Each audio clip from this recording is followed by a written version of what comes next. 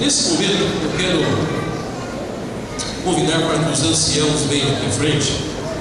Existe uma razão toda especial para que vocês aqui estejam. Por favor, os anciãos. Queria convidar também o pastor Joeli. O pastor Joeli, ele está terminando o curso de teologia agora em dezembro, né, Joeli? Está terminando o curso de teologia. E uma das primeiras coisas que acontecem na vida do pastor quando ele vai sair para o campo trabalhar, ele precisa ser ordenado primeiramente como ancião. O Joeli, pode vir, Joeli? O Joeli, ele ainda não é ordenado como ancião, tem trabalhado o ano 2013 todo conosco, tem feito um trabalho bonito, ele e o Adevaldo. Mas havia necessidade então desta ordenação, porque logo ele vai estar no campo, em qualquer parte desse nosso Brasil, né, Joeli? Ele vai precisar apresentar crianças, ele vai precisar dirigir cerimônias de Santa Ceia, ele vai precisar cuidar das liturgias da igreja, e sem esta primeira ordenação ele não pode fazer nada disso. E uma das coisas que percebi neste ano trabalhando com o Joeli foi a sua prestatividade e o seu compromisso com as coisas de Deus. Tudo aquilo que nós precisávamos, os irmãos precisavam, ele sempre estava e está disposto a fazer. E começamos a conversar e observar um pouquinho mais o trabalho, a pessoa do Joeli, conheci sua família, sua esposa, filhos. Então entendemos que chegou o momento da igreja, os anciãos, imporem as mãos sobre o Joeli, dando assim a ele condições para que no futuro bem próximo ele possa cuidar das liturgias e das coisas que acontecem em nossa igreja. A palavra de Deus diz, Joeli, que esse é um momento muito especial na sua vida. E diz mais ainda que aquele que almeja aquilo que você vai receber agora, ele está almejando uma coisa muito boa. Mas existem alguns conceitos prévios antes da ordenação. Primeiro, Deus diz que você deve amar e cuidar muito da sua família. Muitas vezes pessoas querem dirigir a igreja, querem cuidar da igreja, mas não cuidam direito dos seus familiares. Teu primeiro campo missionário é a tua casa. A primeira coisa que você vai ter que dar conta a Deus vai ser dos teus filhos, da tua esposa, da tua família.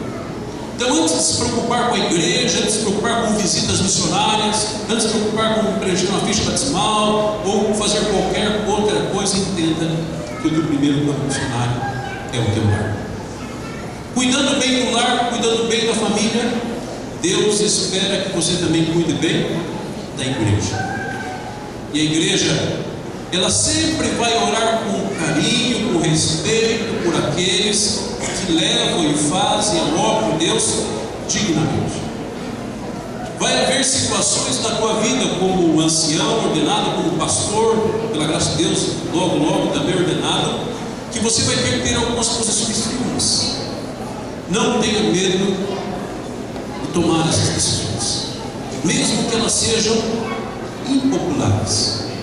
Uma vez eu li, Joeli, um texto que me deixou assim muito preocupado, quando a serva do Senhor falando sobre o ministério pastoral, falando sobre o compromisso do pastor, a responsabilidade do pastor, ela diz assim, que alguns pastores, alguns líderes da igreja, são como cães que não sabem ladrar. Gente, eu tremi na base quando li aqui. Eu procurei entender o texto. E a primeira coisa que eu pensei foi fazer uma pergunta a mim mesmo: para que serve um cachorro que não sabe latir? Para nada. Com exceção daqueles cachorrinhos de madame, né, Denis? Que você vai ver muito lá no Rio Grande do Sul.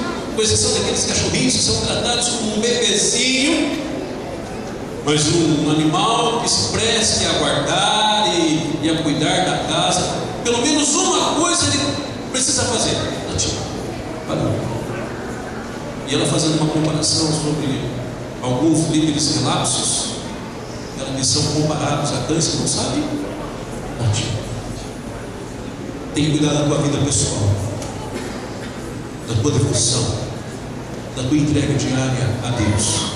Só assim você vai ter coragem de chegar diante de uma igreja, orientá-la, se for necessário adverti-la, se for necessário discipliná-la para o bem e para a salvação da mesma. Outra coisa que Deus espera de você é que você olhe para a igreja e veja nos irmãos candidatos ao reino dos céus. E trabalhe e faça o seu máximo para que todas as igrejas por onde você passar um dia estejam nas mãos celestiais. Esta mesma autora que escreveu e falou sobre os pastores e líderes relapsos, ela também fala para a igreja. Ela diz mais ou menos assim: existem igrejas inteiras que vão se perder. É duro para o pastor. E você, ao sair ao campo, sair para o trabalho, em qualquer parte desse Brasil, fora dele, saia com esse lançamento: eu tenho que fazer o meu melhor pela salvação daqueles que Deus me colocou a responsabilidade. Que Deus te abençoe. Pode ter certeza que esses que já são ordenados, nós vamos estar sempre orando por você.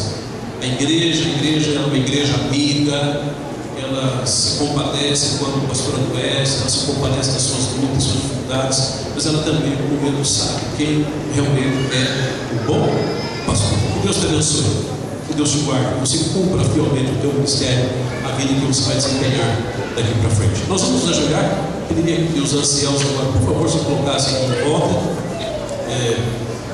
Nós vamos ajoelhar com o joelhinho, nós vamos fazer a oração. Enquanto estivermos orando, vocês podem fechar aqui o círculo. Enquanto isso, vocês então vão pôr as mãos nesse momento de ordenação desse irmão ao nacional da Igreja Adventista do Sétimo Dia. Os ajoelhos.